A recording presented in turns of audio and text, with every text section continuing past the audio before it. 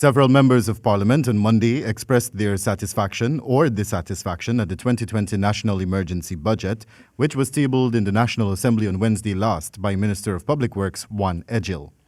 In criticizing the budget, Member of Parliament and Representative for Region 10, Sherwin Holder, highlighted shortages for basic medical supplies, while also stating that the 50,000 jobs promised by the current administration is nothing but a hoax. He further stated that under the previous administration, there had been records, such as in the rice sector, where between 2015 and 2019, the industry saw its highest production of over 1 million tons of rice.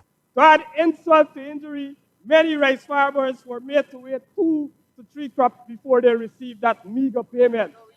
Drainage and irrigation system was in total collapse. The pressure was so astronomical that many farmers abandoned their fields, while others rioted, burned tires, and blocked the main road.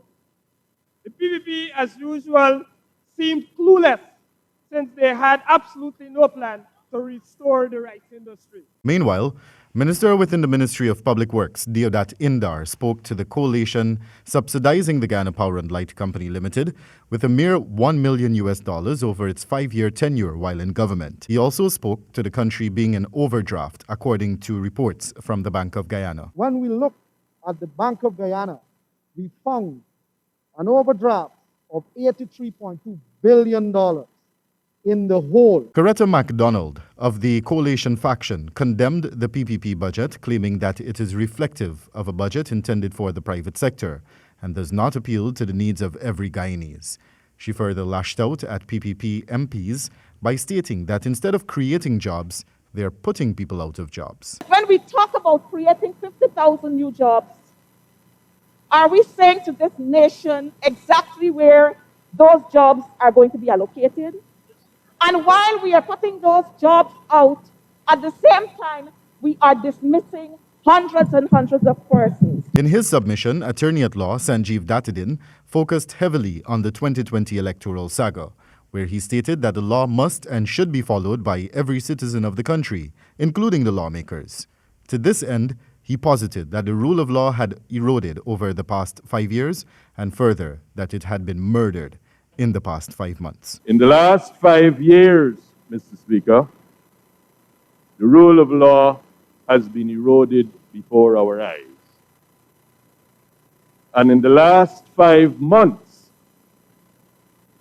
in the 5 months that followed March 2nd, 2020, it was practically murdered on television daily. Devin Sears, who made his submissions on behalf of the coalition party, questioned the government's plan to protect the rights of Guyanese, whom he claimed are abused by international corporations who operate in Guyana.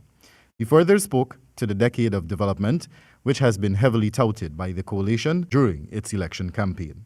We have embraced alternative energy as outlined by the Green State Development Strategy, and further President Granger's vision for a decade of development.